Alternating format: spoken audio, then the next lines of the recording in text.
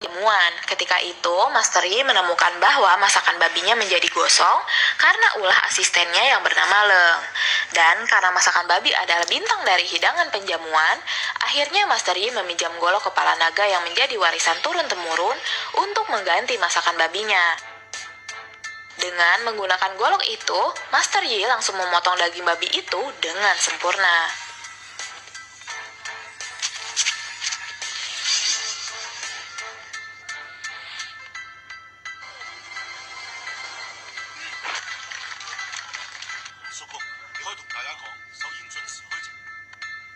Kemudian melanjutkan memasak dengan bantuan dari asistennya. Namun tidak lama kemudian semua pengunjung yang memakan masakan babi itu menjadi sakit. Ternyata yang tadi diberikan oleh Leng bukanlah garam, melainkan obat yang menyebabkan orang yang memakan masakannya menjadi sakit perut. Master Yi yang marah langsung mengejar Leng dan menghajarnya.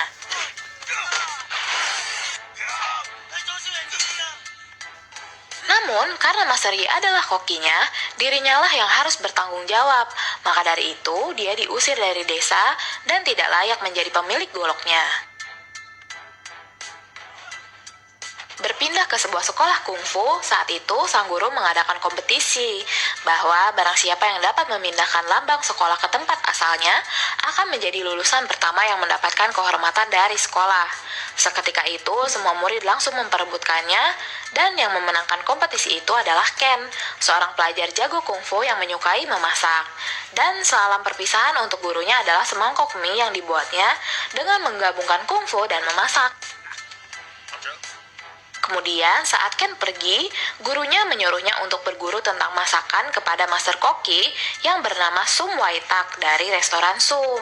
Singkat cerita, ketika Ken sampai di restoran, dia tidak sengaja bertemu dengan gadis bernama Ying, yang merupakan adik dari pemilik restoran. Bersamaan dengan datangnya Master Yi ke restoran tersebut.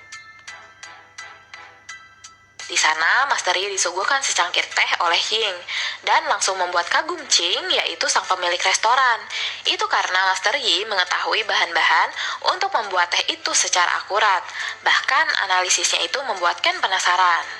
Master Yi kemudian memesan hidangan yang tidak ada dalam menu, yaitu kubis di air jernih. Seketika itu, pemilik restoran langsung menyanggupinya. Bahkan sang koki yang bernama Sum langsung menyadari bahwa yang memesan hidangan pasti seorang koki. Dan ketika Master Yi mencoba, seketika itu dia terbawa ke masa lalunya ketika sedang bersama kakaknya. Namun komentar tentang masakan itu kurang baik, karena menurutnya pengolahannya telah salah yang mengakibatkan kemurnian dari masakan kubis air jernih menjadi hilang. Setelah mengetahui nama Master Yi, Master Sum langsung menantangnya. Jika dirinya kalah, dirinya akan meninggalkan restoran. Namun, jika Master Yi yang kalah, dirinya harus mencuci piring selama setahun. Master Yi yang akhirnya menerima tantangan itu, namun dirinya membutuhkan asisten dan dipilihlah Ken. Makanan yang dibuat oleh Master Sum memang enak, karena itu merupakan menu andalan restoran. Namun menurut Master Yi itu baru lumayan.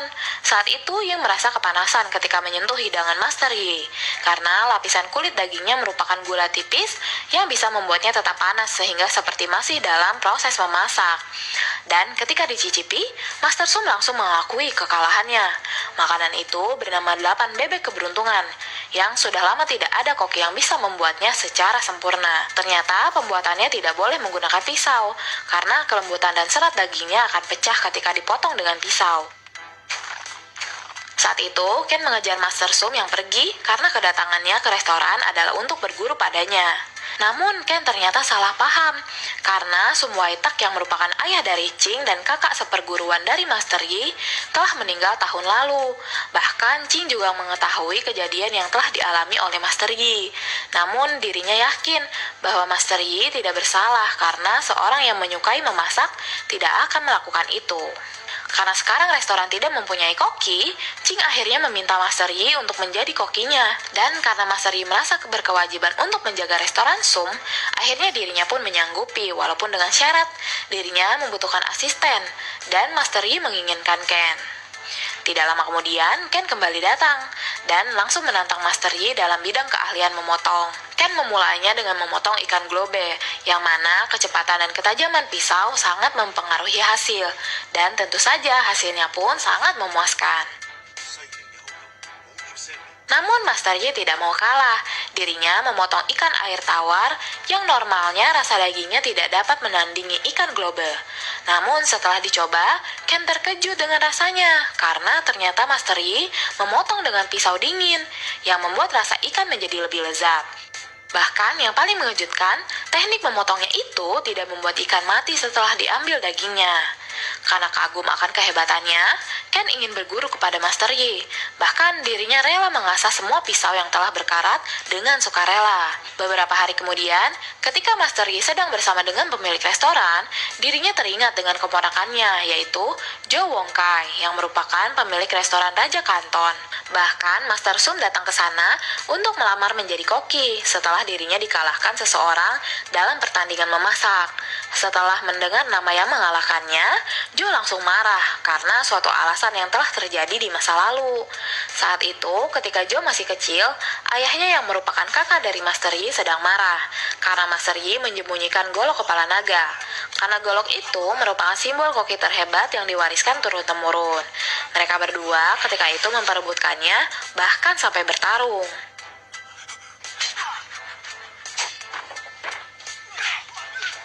Namun ketika Master Yi akan tertimpa cowek besar, sang kakak menyelamatkannya hingga dirinya yang justru terluka.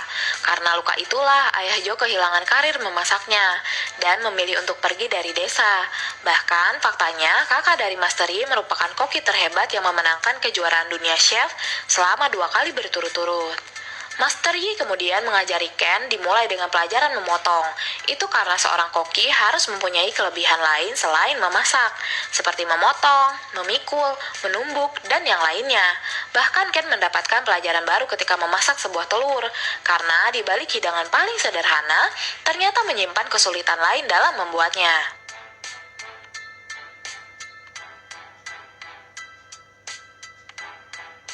Adik pemilik restoran bernama Ying juga diajari Master Yi dalam membuat saus. Namun ada satu keinginan yang masih belum tercapai, yaitu membuat puding kacang kubus yang akan diajarkan oleh Master Yi di kemudian hari. Singkat cerita, beberapa orang sedang makan di restoran mereka. Terlihat mereka menaruh paku di dalam makanan yang bertujuan untuk menghancurkan reputasi restoran Sum. Ternyata mereka semua adalah orang suruhan dari Jo yang berniat membalas dendam kepada Master Yi. Selanjutnya, ketika Ken dan Ying sedang berbelanja, mereka melihat orang-orang yang memfitnah restorannya dan langsung menyerang mereka, hingga pusat perbelanjaan itu berantakan dibuatnya. Dan ketika mereka berdua sembunyi dari kejaran, Ken tidak sengaja melihat berita tentang kompetisi memasak yang diadakan setiap 4 tahun sekali untuk menentukan siapa koki terbaik di Cina.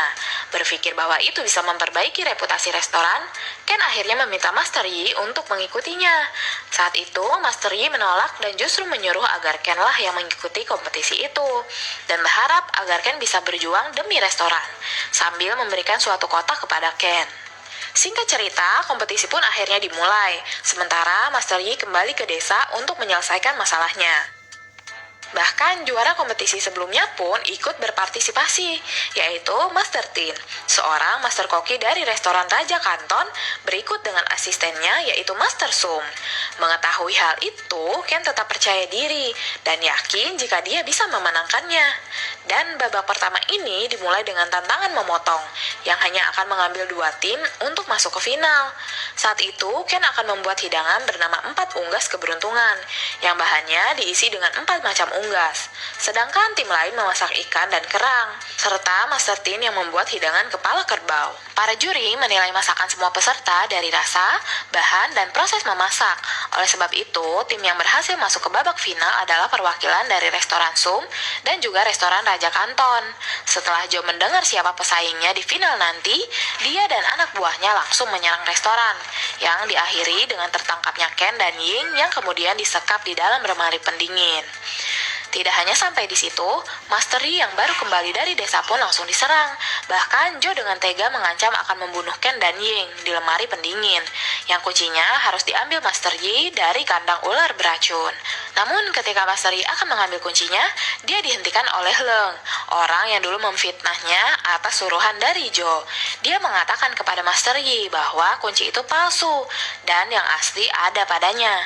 Kemudian meminta maaf dan langsung membebaskan para sandera agar bisa melanjutkan kompetisi.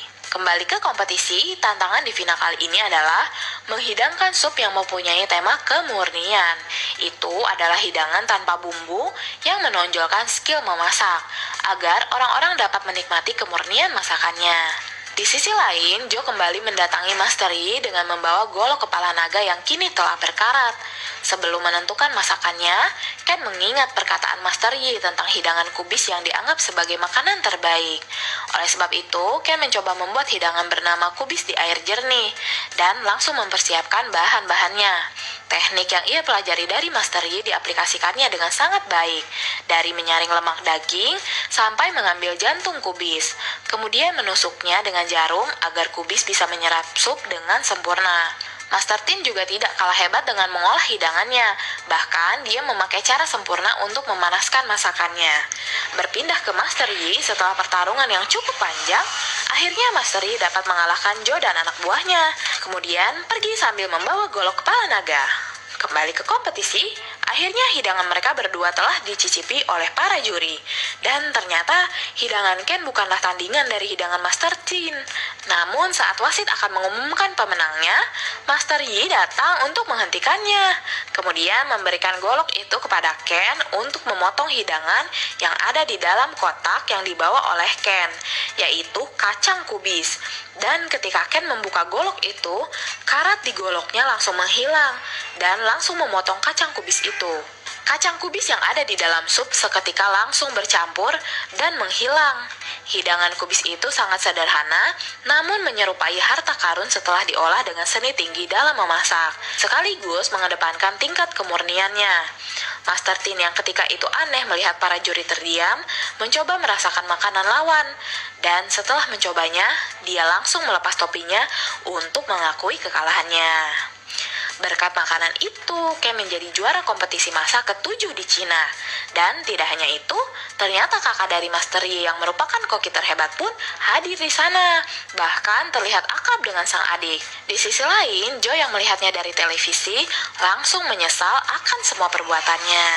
Di akhir film, Master Yi dan kakaknya kemudian sepakat bahwa penerus yang berhak atas kepemilikan golok itu adalah Ken, dan berharap agar dirinya dapat membuat makanan lezat